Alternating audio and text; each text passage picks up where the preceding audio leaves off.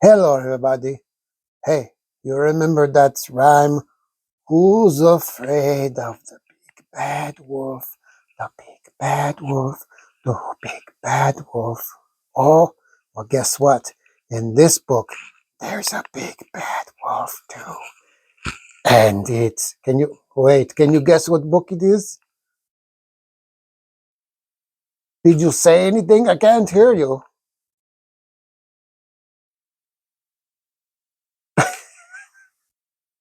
I'm the one talking. I can't hear what you're saying.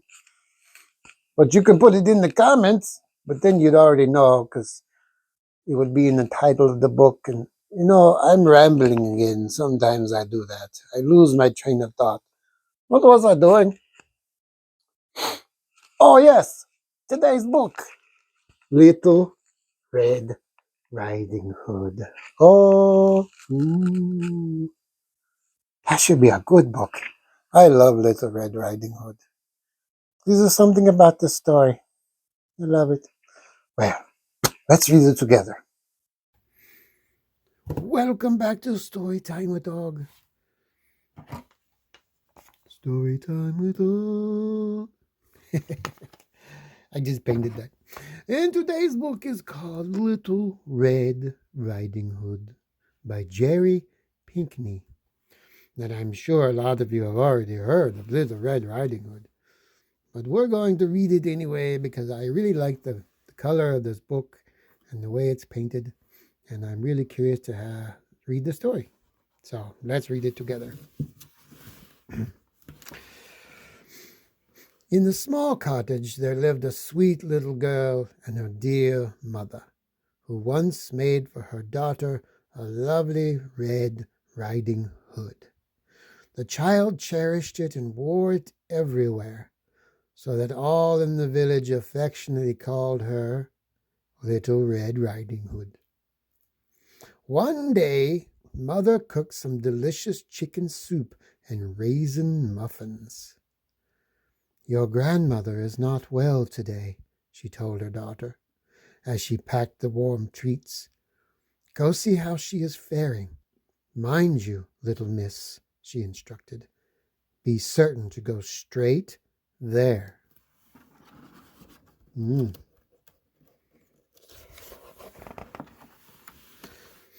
Little Red Riding Hood set out at once. The gentle sounds of the child's footsteps in the new snow, crunch, crunch, kept her company. Oh, how peaceful, she thought, catching a snowflake on the tip of her tongue. I wonder if Grandmama will be surprised to see me.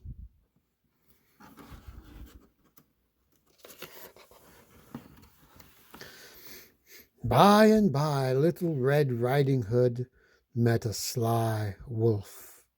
The wolf, who was always hungry, had a mind to eat her up at once. But he thought better of it when he heard the chop chop of woodcutters working nearby. Where are you going, little one? He asked in his most pleasant voice. My grandmamma is not well today, Little Red Riding Hood replied, forgetting that her mother did not want her to delay.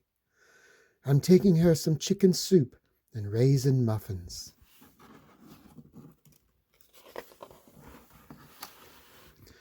The clever creature smiled. Does she live far from here? He asked. No, said Little Red Riding Hood. Just behind the mill, across from the pond, next to the big oak tree. I'll join you, for I was just heading that way, said the wolf. He walked along with the child for a short distance and then had an idea. Why not collect kindling for a fire? He suggested. It will warm your granny's heart. That's a wonderful idea, said the child. Look, the snow has brought down many small branches.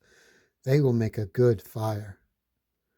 Little Red Riding Hood gathered as many twigs as she could carry, tying the bundle with the ribbon that had fastened grandmother's basket.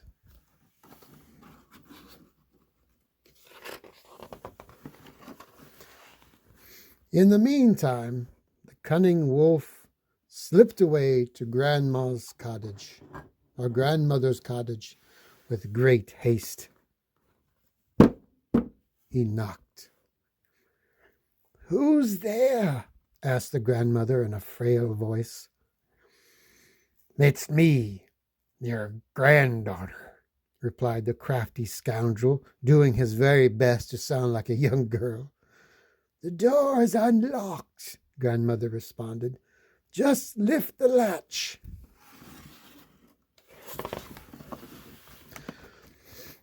Once inside, the wolf leaped upon the startled woman and gobbled her down whole. Oh no. Then he shut the door and dressed himself in one of grandmother's nightgowns. After struggling to get her cap down over his ears, the wolf, who was still quite hungry, settled into the bed to wait for his next meal. Oh no, that's not good. Before long, Little Red Riding Hood arrived at the cottage. She knocked. "Who's there?" croaked the wolf. The girl was startled by the hoarseness of the grandmother's voice. "It's me, your granddaughter," she responded.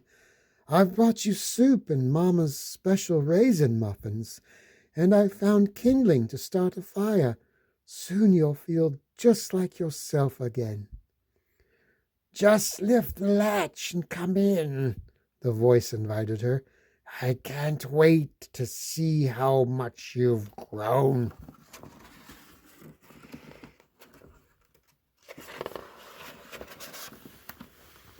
The little girl opened the door and closed it gently behind her.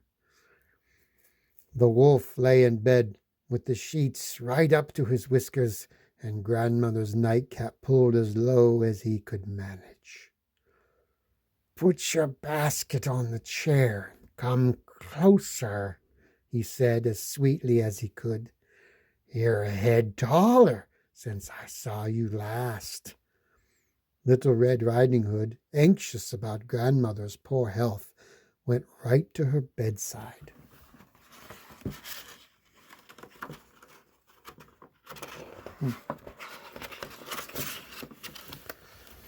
"Oh, Grandmama, what great arms you have," said the child in wonder. "All the better to hug you with, my dear," replied the wolf. "Oh, Grandmama, what great ears you have," she remarked. "All the better to hear you with, my dear," the wolf responded. "Oh, Grandmama, what great eyes you have," the girl cried out. "All the better to see you with, my dear," declared the wolf. "Oh, Grandmama, what great teeth you have," she squealed. "All the better to eat you with, my dear," howled the wolf. With those awful words, the wolf leaped out from under the covers, sprang upon Little Red Riding Hood, and swallowed her whole. Dun, dun, dun.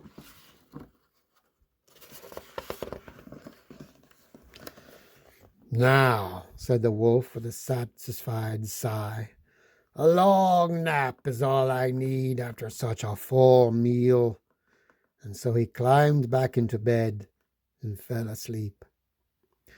The wretched creature snored so loudly that one of the woodcutters who was passing by the cottage wondered if something might be wrong with the kindly old woman who lived there. As the man approached her door, he spotted 2 sets of fresh tracks in the snow, leading right to the front steps. "One set is that of a small child," he thought. "The second set appears to be large paw prints." The woodcutter cautiously entered the cottage and made his way toward a noise that rumbled so deeply that it caused the china in the cupboard to rattle. "Aha!" he thought when he found a wolf with a very, very large belly in a deep sleep. Then, to the man's great surprise, its belly stirred. Oh, maybe they're still alive. I hope so. With one stroke of his axe, he killed the wolf. Then he cut open the animal's stomach with the old woman's sewing shears. Oh, my goodness. That's gruesome. Out jumped Little Red Riding Hood with a smile as bright as fresh snow. Then out climbed the kindly old woman. Once she saw that her granddaughter was out of harm's way, her heart filled with gratitude. Grandmother had never felt better. Well, good job, Mr. Woodcutter. You certainly saved the day. Later, after the woodcutter had buried the wicked wolf in the deep forest, he returned to warm himself by the fireplace, where Grandmother had started a fire with Little Red Riding Hood's kindling. All three were comforted with Mother's chicken soup and raisin muffins. The sweet raisins reminded the girl of home and of what her mother had told her. As Little Red Riding Hood readied herself to leave, Grandmother said, "Now, little miss, you be certain to go straight home." And she did. She certainly did. And that is the story of Little Red Riding Hood. Every time I read it, I still love it. Oh, that wolf, I'll tell you what. Thank goodness the woodcutter came by, or they'd be, well, not good. Well, thank you for reading this with me, and I'll see you next time on Story Time with Hog. All right, I'll see you later. Bye-bye.